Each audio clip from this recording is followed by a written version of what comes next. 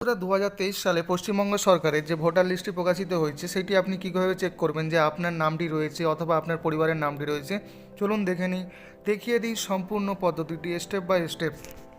প্রথমেই আপনাকে Google Chrome open করবেন। গুগল ক্রোম ওপেন করে গুগল ব্রাউজারে আপনি সার্চ করবেন সিইও ওয়েস্ট বেঙ্গল লিখে সার্চ মারার পরেই প্রথমেই দেখতে পাচ্ছেন যে chief electoral officer West Bengal এবং রয়েছে এখানে CEO West Bengal .nic.in।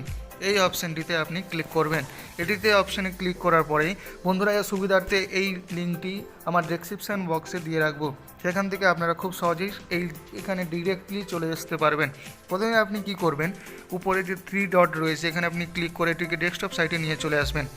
Desktop সাইটে নিয়ে আসার পর হালকা করে স্ক্রল ডাউন করবেন, স্ক্রল ডাউন করে নিচে নেমে আসবেন। নিচে নেমে আসার পরেই দেখতে পাচ্ছেন সেকেন্ড যে অপশানটি রয়েছে স্পেশাল সামারি রিভিশন, এই অপশানটি যে রয়েছে এই অপশানটি আপনি ক্লিক করবেন। এই অপশানটিতে ক্লিক করার পর নতুন একটি পেজ খুলে যাবে।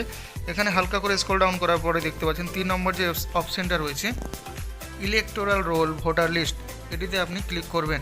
এটিতে ক্লিক করার পর নতুন একটি পেজ খুলে গেল দেখতেই পাচ্ছেন। এখানে আপনাকে আপনার ডিস্ট্রিক্টটি সিলেক্ট করতে হবে। আপনার ডিস্ট্রিক্টটি সিলেক্ট করার পর আপনি কোন বিধানসভার অন্তর্গত সেই বিধানসভাটিকে আপনাকে ক্লিক করতে হবে। তারপরে আপনার নতুন একটি পেজ খুলে যাচ্ছে। এখানে আপনি দেখতে পাচ্ছেন যে 3টি অপশান রয়েছে। হালকা করে স্ক্রল ডাউন করার পরে পোলিং স্টেশন মানে আপনি যেখানে যেয়ে ভোটটি দেন, ড্রাফট রোল এবং তারপরে রয়েছে এখানে ফাইনাল রোল। ড্রাফট রোল মানে এখানে আপনার প্রকাশিত হয়েছিল এটি 09/11/2022 সালে এটি প্রকাশিত হয়েছিল। এটি ফাইনাল রোলটি প্রকাশিত হয়েছে 5/1/2023 সাল। তো আপনি এই ফাইনাল রোলে ক্লিক করলে আপনি একদম পুরোপুরি যে প্রকাশিত যে লিস্টটি সেই লিস্টটি আপনি দেখতে পাবেন।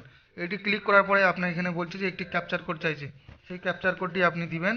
দিয়ে যে ডান দিকে যে ভেরিফাই অপশানটি রয়েছে এটিতে আপনার ক্লিক করলেই এটি ডাউনলোড হয়ে যাবে। তো আমি ক্যাপচার কোডটি দিয়ে ভেরিফাই করছি, অন স্ক্রিনে আপনারা দেখতে পাচ্ছেন।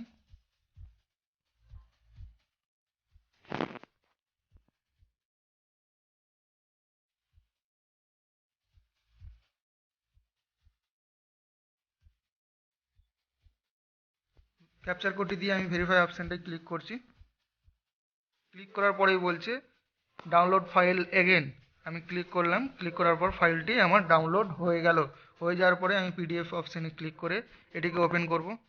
বন্ধুরা এই ভিডিওটি যদি আপনাদের একটু উপকারে আসে অবশ্যই ভিডিওটি লাইক করবেন এবং যদি কোনো অসুবিধা হয় অবশ্যই কমেন্ট করে জানাবেন। যদি ভিডিওটা একটু ইনফরমেটিভ মনে হয় অবশ্যই আপনি আপনার বন্ধুদের মধ্যে শেয়ার করবেন, আপনার আত্মীয়দের মধ্যে শেয়ার করবেন, যাতে তারা নিজেরাও তাদের নাম এবং তারা তাদের নিজের পরিবারের নামটি দেখতে পারে তাদের লিস্টে।